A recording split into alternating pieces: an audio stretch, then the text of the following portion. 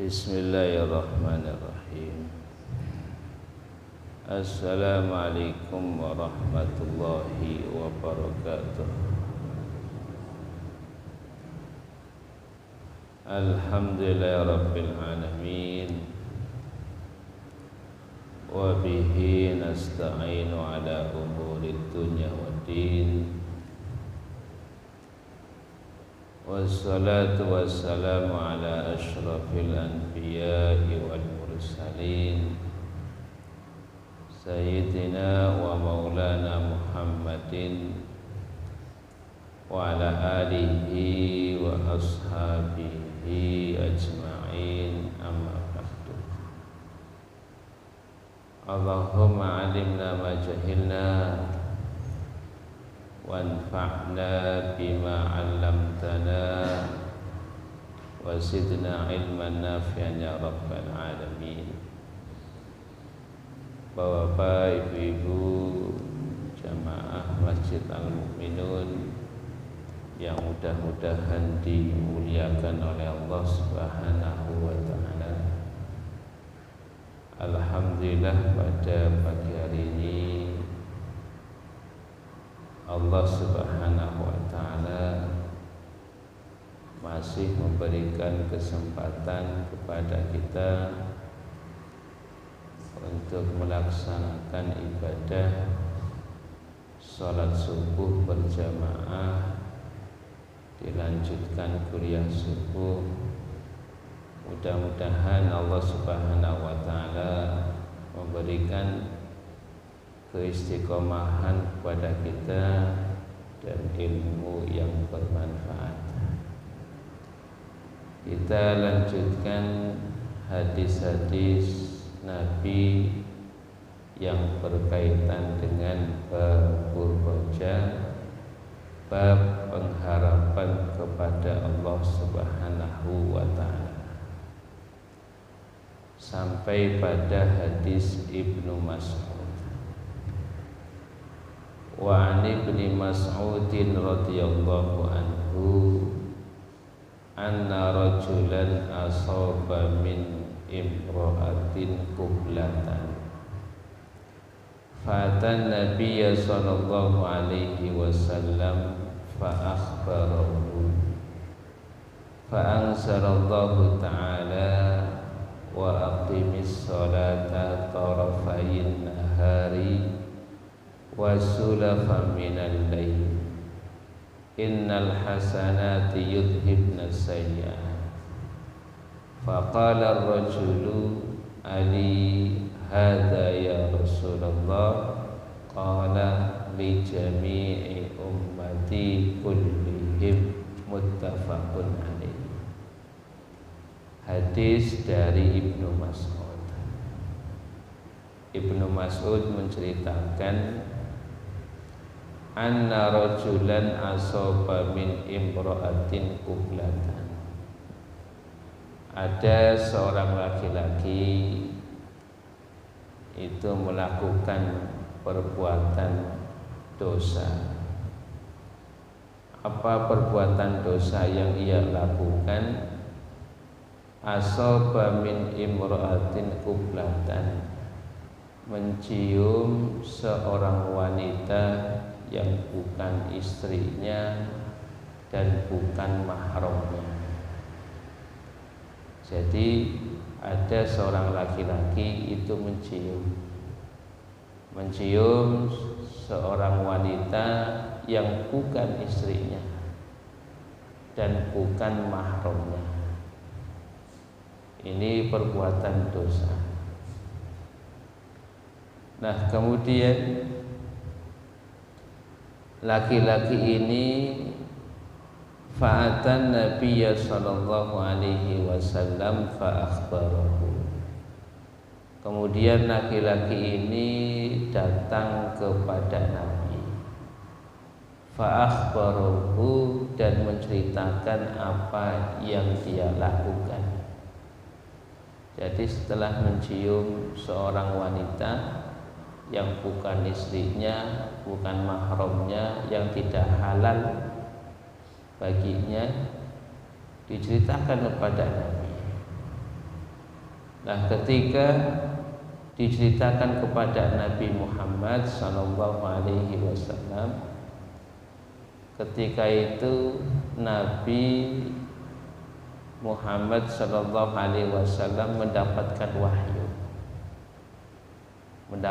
wahyu yaitu surat Hud ayat 114.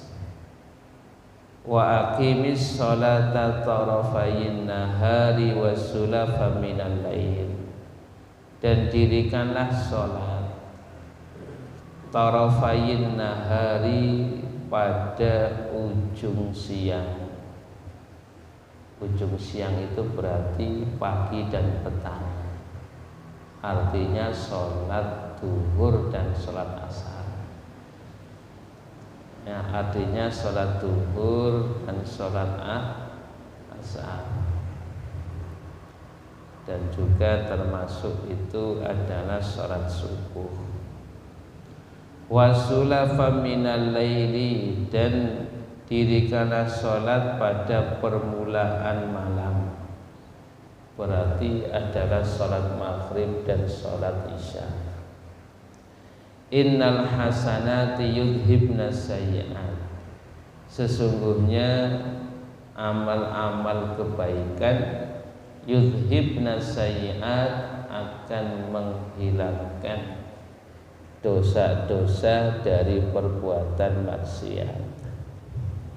Nah, ketika datang kepada Nabi mengabarkan apa yang terjadi, dia telah mencium seorang wanita yang bukan istrinya, bukan mahramnya, tidak halal baginya. Kemudian Allah menurunkan ayat ini, innal hasanati yudhibna sayyi'at, sesungguhnya perbuatan-perbuatan yang baik itu menghapus dosa-dosa daripada perbuatan yang jelek.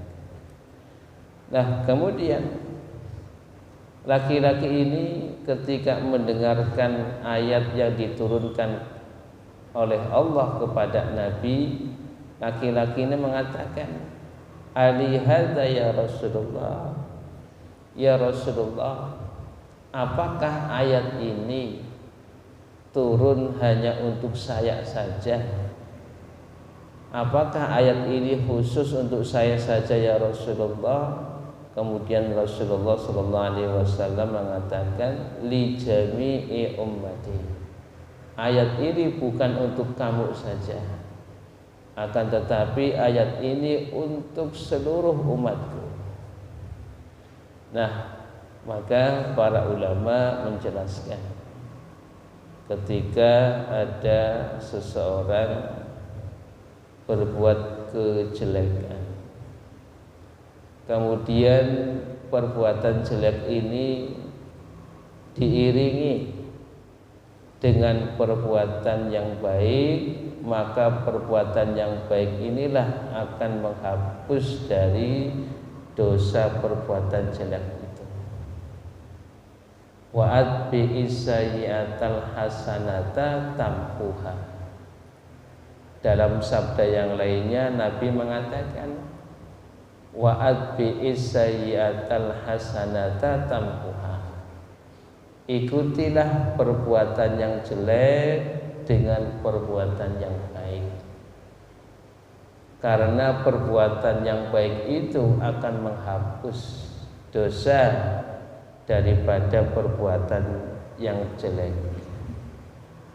Dan dari ayat ini para ulama menjelaskan bahwasanya sholat yang kita lakukan, sholat 5 waktu yang kita lakukan itu akan menghapus dosa-dosa kita. Makanya sudah kita pelajari pada hadis-hadis yang sebelumnya, seseorang yang istiqomah melaksanakan sholat 5 waktu,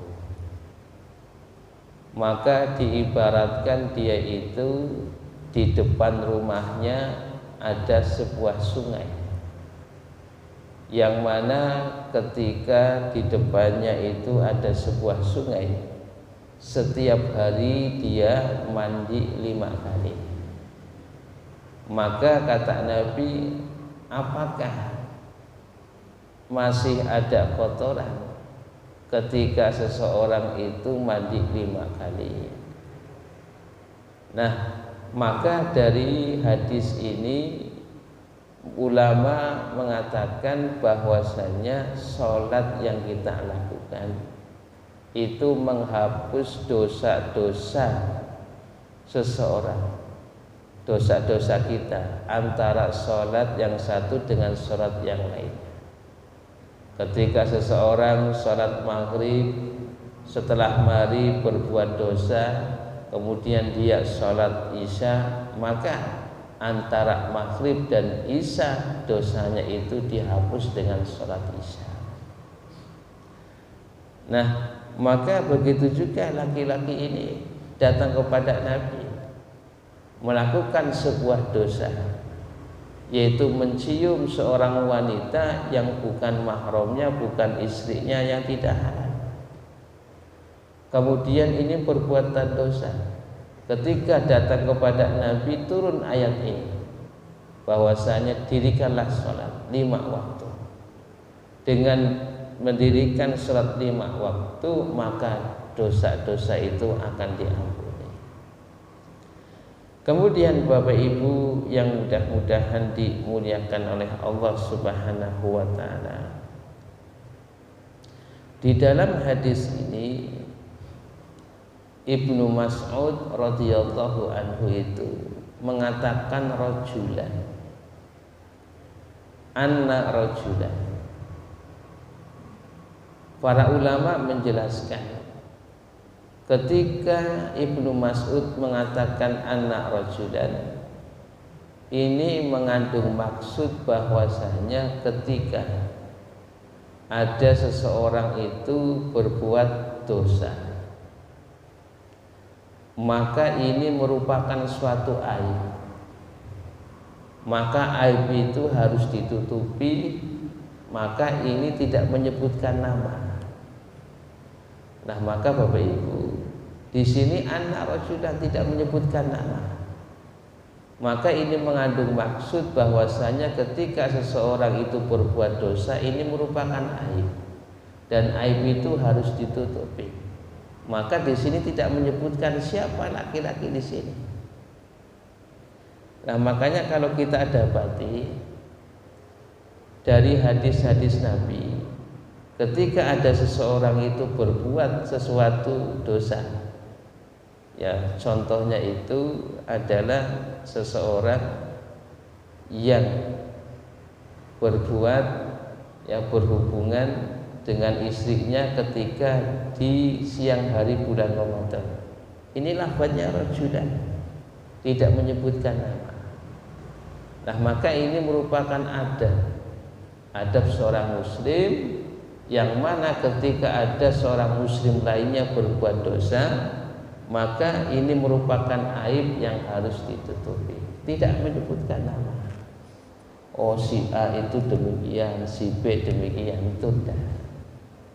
Tapi menyebutkan rajulan, seseorang, atau fulanan atau fulan, tidak menyebutkan nama. Nah, jadi ini adab seorang muslim ketika ada saudaranya berbuat kesalahan dan ini merupakan aib, maka ini harus ditutupi. Nah, kemudian Bapak Ibu yang mudah-mudahan dimuliakan oleh Allah,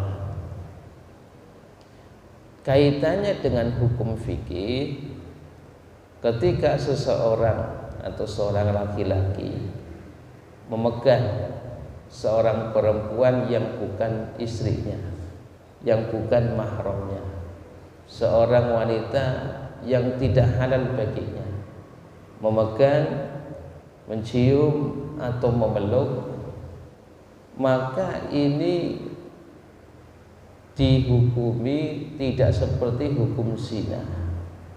Artinya tidak dirajam, artinya tidak dicambuk, tidak.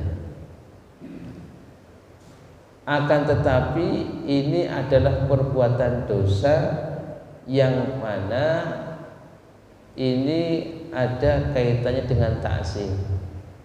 Kalau zina ya yang menjadikan adanya hukum had itu ketika seseorang melakukan perbuatan zina yang sampai kemaluan laki-laki masuk ke kemaluan perempuan. Ini mengharuskan hukum had.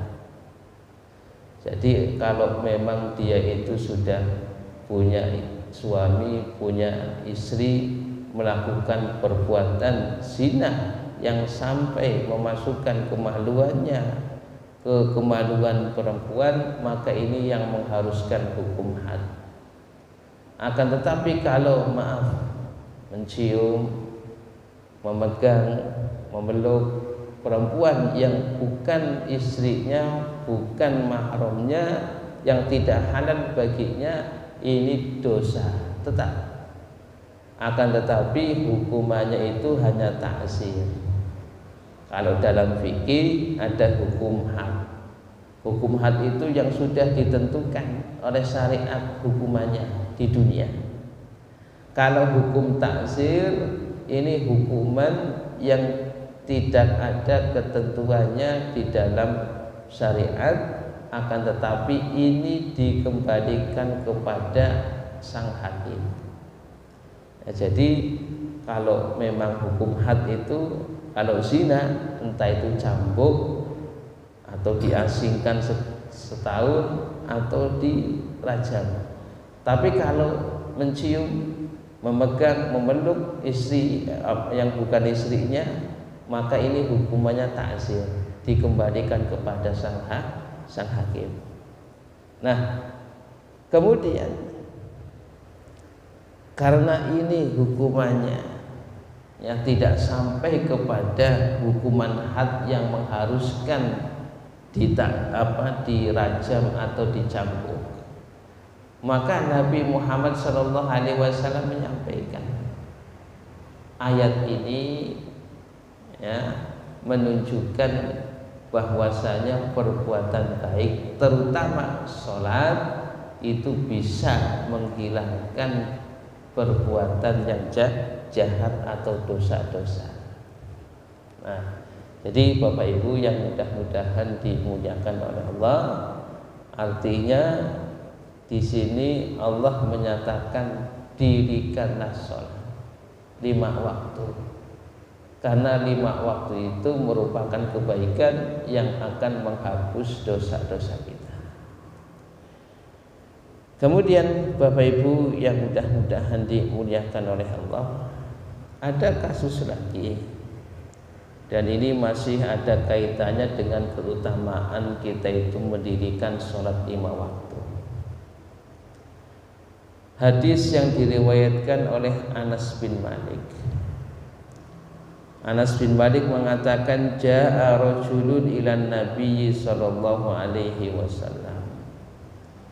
Ada seorang laki-laki, ini lafaznya seorang laki-laki. Ada seorang laki-laki datang kepada Nabi Muhammad sallallahu alaihi wasallam. Ketika datang kepada Nabi, laki-laki ini mengatakan, ya Rasulullah, saya melakukan suatu dosa. Saya melakukan suatu dosa ya Rasulullah, yang memang saya harus dihukum ya Rasulullah. Nah, kemudian ketika mengatakan demikian, ya, Nabi itu mau melakukan sholat. Nah, ketika laki-laki mengatakan, ya Rasulullah, saya melakukan dosa yang mengharuskan saya dihukum ya Rasulullah. Kemudian Rasulullah SAW itu tidak menjawab, karena posisi pada saat itu sudah iqomah. Nah, tidak dijelaskan di sini sholatnya sholat apa. Nah, ketika selesai sholat, laki-laki ini menghampiri Nabi lagi. Ya Rasulullah, saya melakukan dosa ya Rasulullah, yang mana saya ini harus dihukum ya Rasulullah. saya melakukan dosa yang mengharuskan saya dihukum ya Rasulullah. Maka tegakkanlah ya Allah, tegakkanlah wahai Nabi hukuman kepada saya. Kemudian Nabi Muhammad SAW mengatakan, tadi kamu ikut sholat tidak bersama saya. Tadi kamu sholat tidak bersama saya. Hal hadarta ma'ana sholat. Apakah kamu tadi ikut sholat bersama kami? Kemudian laki-laki ini menjawab, na'am ya Rasulullah. Kemudian Rasulullah SAW mengatakan, qad ghufira laka, kamu itu sudah diampuni. Nah, maka para ulama di sini menjelaskan, laki-laki ini melakukan dosa yang dosanya ini tidak sampai mewajibkan dia itu dihukum had, itu tidak. Tetapi dosanya adalah dosa kecil. Ya. Kalau memang dosanya dosa kecil, maka cukup dengan melakukan sholat dosa itu akan diampuni. Akan tetapi kalau dosa yang kaitannya dengan hukuman had, hukuman yang memang harus dilaksanakan seperti maaf, mencuri. Yang mencuri itu kan dosa. Itu tidak cukup dengan sholat, akan tetapi harus dipotong tangan. Kemudian maaf, ketika seseorang itu berzina yang sampai melakukan kemaluannya dimasukkan kemaluan perempuan, maka ini tidak cukup dengan sholat, harus ditegakkan hukum had, rajam ataupun cambuk. Nah, maka para ulama mengatakan dosanya orang ini itu di bawah, artinya tidak mewajibkan hukum had. Maka Nabi Muhammad SAW mengatakan, hal hadarta ma'ana sholat, apakah kamu itu ikut sholat bersama kami? Na'am ya Rasulullah. Ya ya Rasulullah. Kemudian Rasulullah mengatakan, ghufira laka, kamu sudah diampuni dosanya. Nah, para ulama menyampaikan ini adalah dosa-dosa kecil. Tapi kalau dosa-dosa besar itu harus ditaubati. Apalagi dosa-dosa besar yang mewajibkan adanya hukum had, maka ditegakkan hukum had. Ya, tidak cukup dengan melakukan sholat. Nah, Bapak Ibu yang mudah-mudahan dimuliakan oleh Allah Subhanahu wa taala. Kita lanjutkan hadis berikutnya. Wa anhu qala Rasulullah sallallahu alaihi wasallam, innallaha la yarda 'anil 'abdi an ya'kulal aklata fayahmadahu 'alaiha aw yashraba syarbata fayahmadahu 'alaiha, rawahu Muslim. Hadis dari Anas bin Malik. Beliau mengatakan, qala Rasulullah sallallahu alaihi wasallam, telah bersabda Rasulullah sallallahu alaihi wasallam, innallaha la yarda 'anil 'abdi an ya'kulal aklata. Sesungguhnya Allah itu benar-benar ridho, benar-benar menyukai, anil abdi seorang hamba, an ya'kulal aklata, ketika dia itu makan, fayahmadahu 'alaiha, kemudian dia memuji Allah atas makanan tersebut. Au yashraba syarbata fayahmadahu 'alaiha, dan Allah Subhanahu wa ta'ala mencintai seorang hamba yang mana ketika dia minum kemudian dia memuji Allah atas apa yang dia minum. Nah, ini keutamaan kita itu memuji Allah ketika kita makan dan ketika kita minum.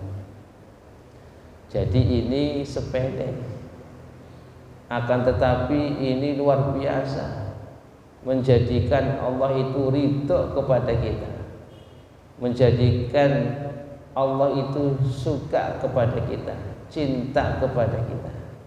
Apa? Kita memuji Allah ketika selesai makan, ketika selesai minum. Ini yang kadang-kadang kita lupa. Ya, ketika kita makan enak, selesai makan tidak ngucapin apa-apa itu. Ya, padahal itu semuanya nikmat dari Allah. Nikmat kita bisa makan saja itu luar biasa nikmat. Coba nyuwun sewu, kalau kita itu diuji oleh Allah sariawan. Kira-kira sariawan itu ketika kita makan nikmat apa enggak itu? Kita makan kemudian kita itu sariawan mulutnya. Ataupun misalnya ketika kita makan Allah menguji kita dengan apa? Sakit gigi misalnya. Makanya kita bisa makan, kita bisa minum, itu merupakan rezeki dari Allah. Maka Nabi mengajarkan adab kita kepada Allah sebagai perwujudan rasa syukur kita kepada Allah. Maka kita memuji Allah Subhanahu wa ta'ala ketika selesai makan, ketika selesai minum. Ini merupakan adab.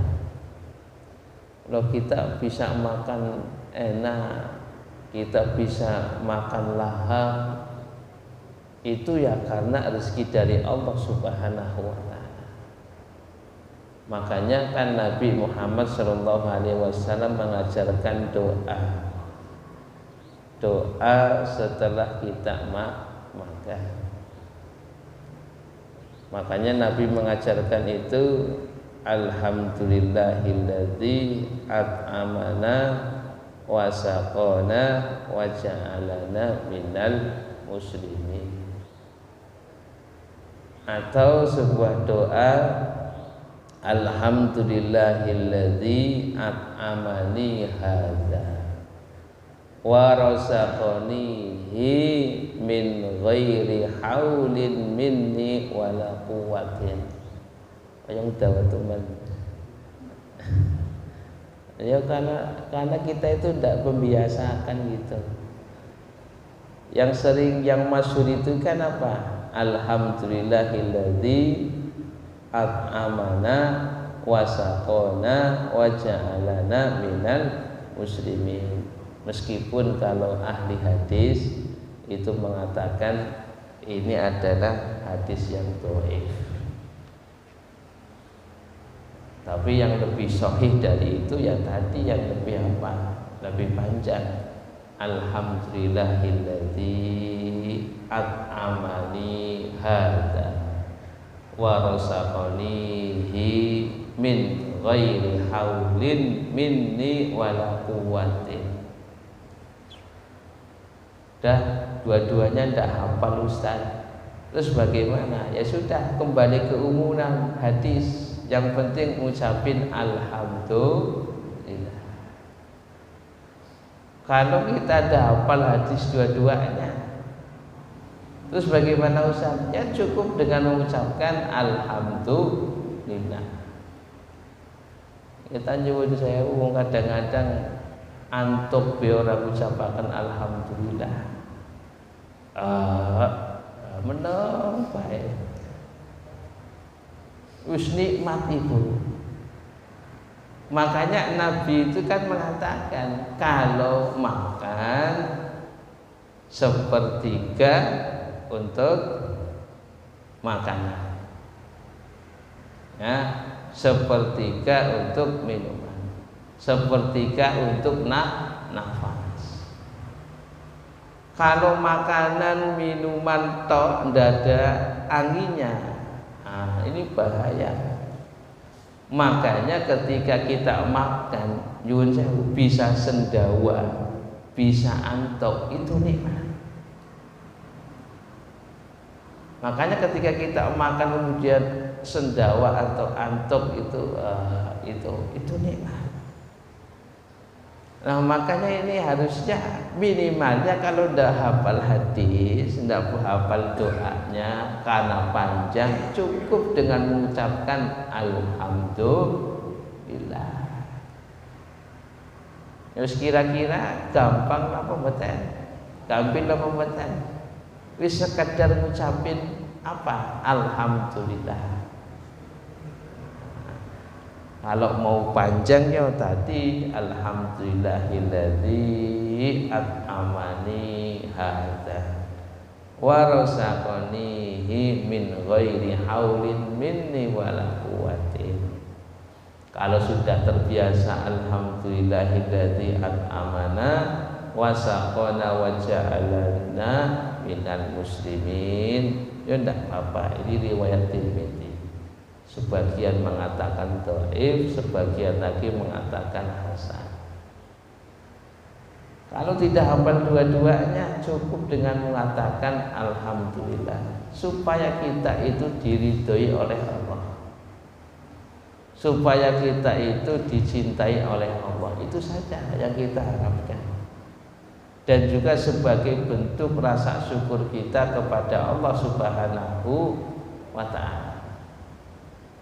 Sehingga makanan yang kita makan itu tidak menjadikan diri kita itu berpenyakitan itu.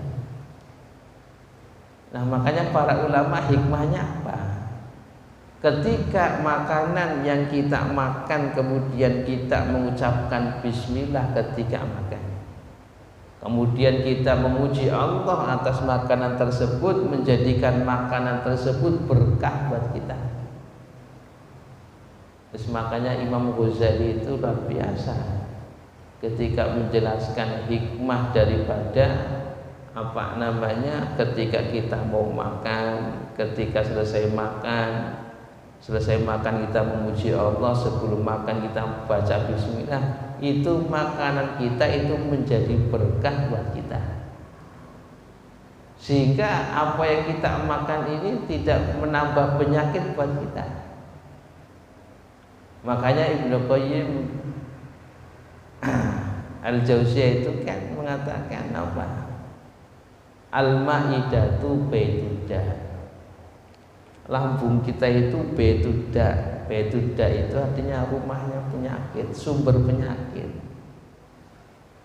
Nah, sumber penyakit itu dari apa? Ya dari maidah. Maidah itu artinya lambung. Lah makanya ketika kita makan baca bismillah, ketika selesai makan mengucapkan alhamdulillah. Itu hikmahnya itu ya di dalam Ihya Ulumuddin itu disebutkan demikian, akan menjadikan makanan kita itu berkah itu. Berkah artinya apa? Kita itu makanan kita itu tidak menyambah penyakit buat kita. Nah, jadi demikian Bapak Ibu. Nah, jadi ini artinya dari hadis ini para ulama menyatakan salah satu di antara faktor yang menyebabkan Allah itu ridho kepada kita, cinta kepada kita sederhana. Kita selesai makan, selesai minum, memuji Allah. Alhamdulillah. Ya. Bapak Ibu yang mudah-mudahan dimuliakan oleh Allah Subhanahu wa ta'ala. Kemudian berikutnya para ulama mengatakan hukum makan itu secara asal adalah mubah. Hukum asal makan itu secara hukum asal itu mubah. Mubah itu artinya boleh-boleh saja. Akan tetapi hukum mubah ini bisa menjadi nilai ibadah. Maka apa yang kita makan, apa yang kita minum diniatkan. Diniatkan apa? Liyataqawwa 'alal ibadati. Diniatkan supaya kita itu kuat di dalam melaksanakan ibadah. Ini akan bernilai pahala itu. Tapi kalau kita tidak niatkan, hanya sekedar makan tok, itu tidak akan bernilai ibadah. Kita makan minum gitu tidak ada niatan untuk apa? Untuk meniatkan lebih kuat, lebih bisa beribadah, ya cuma sekedar makan minum tok, itu tidak ada nilai ibadahnya.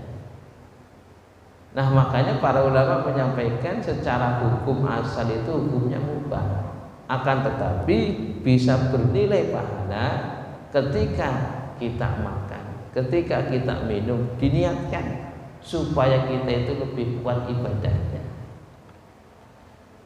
Nah, maka begitu juga apa tidur. Tidur itu secara hukum asal itu mubah.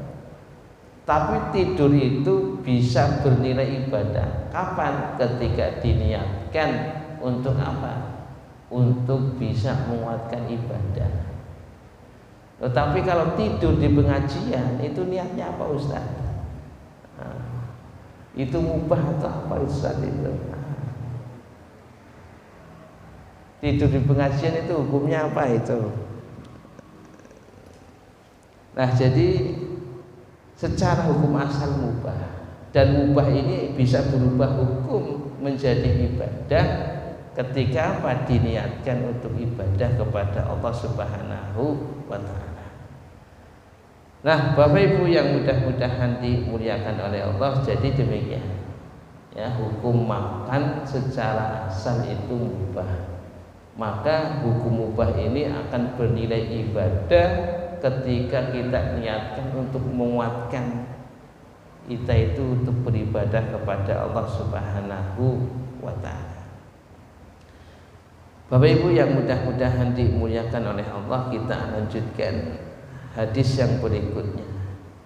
Hadis dari Abu Musa al-Ash'ari. Wa an Abi Musa radhiyallahu anhu anin Nabi sallallahu alaihi wasallam qala inna Allah ta'ala yabsutu yadahu bil laili liyatuba musii'un nahar wa yabsutu yadahu bin nahari liyatuba musii'ul lail hatta tatlu asy-syamsu min maghribiha, rawahu Muslim.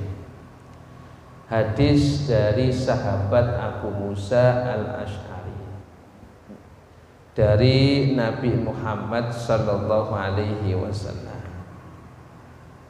Nabi Muhammad mengatakan, innallaha ta'ala yabsutu yadahu bil laili liyatuba musii'un nahar. Sesungguhnya Allah itu membentangkan tangannya pada malam hari supaya orang-orang yang berbuat dosa pada siang hari bertobat. Dan Allah Subhanahu wa ta'ala membentangkan tangannya pada siang hari supaya orang-orang yang berbuat dosa pada malam hari bertobat kepada Allah. Dan ini akan terjadi sampai tatlu asyamsu, matahari terbit min maghribiha, dari sebelah barat. Nah, hadis ini menunjukkan kapan pintu tobat itu akan tertutup. Pintu tobat itu akan tertutup ketika matahari sudah terbit dari sebelah barat. Maka para ulama itu menjelaskan ketika matahari itu terbit dari sebelah barat, kondisi subuh itu seperti kondisi malam. sehingga manusia itu mengira bahwasanya belum masuk waktu subuh. Itu kondisinya demikian. Tetapi orang-orang yang biasa melaksanakan sholat subuh itu Allah kasih ilham, sudah datang waktu subuh. Orang-orang yang beriman, yang betul-betul imannya, Allah kasih ilham, sudah waktunya subuh. Sudah Allah kasih ilham, ini adalah hari di mana Allah akan menerbitkan matahari dari sebelah barat. Kondisi subuh itu seperti kondisi malam. Sampai-sampai disebutkan di situ orang-orang mukmin itu dikasih ilham, sehingga apa? Mereka itu minta ampunan kepada Allah. Ya Allah, ampunilah kami. Kemudian ketika waktu matahari biasanya terbit, belum terbit, masih gelap. Nah, tiba-tiba ketika masuk waktu duha, mau menjelang zuhur, ya, artinya masih waktu duha, Allah perlihatkan matahari sudah terbit dari sebelah barat. Dan pada saat itu tidak ada yang namanya taubat. Pintu taubat sudah ditutup oleh Allah Subhanahu wa ta'ala. Nah, makanya orang-orang yang terbiasa melakukan sholat subuh itu apa? Allah kasih ilham, ini sudah waktunya. Ya, karena kondisi subuh itu seperti kondisi malam.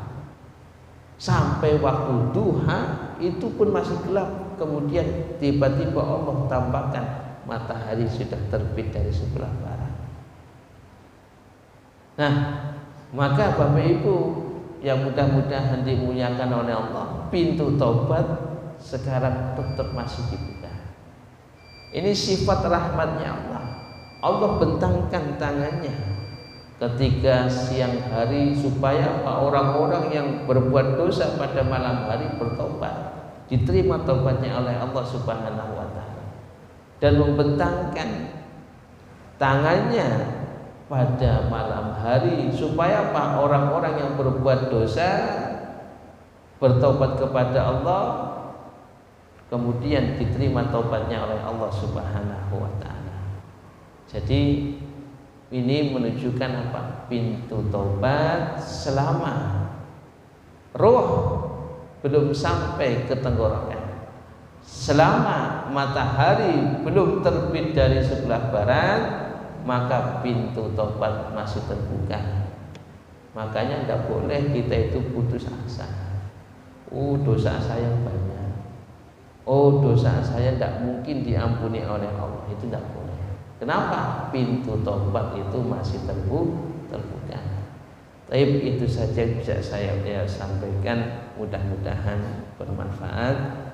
Saya akhiri, subhanakallahumma bihamdika, asyhadu an la ilaha illa anta, astaghfiruka wa atubu ilaik. Assalamualaikum warahmatullahi wabarakatuh.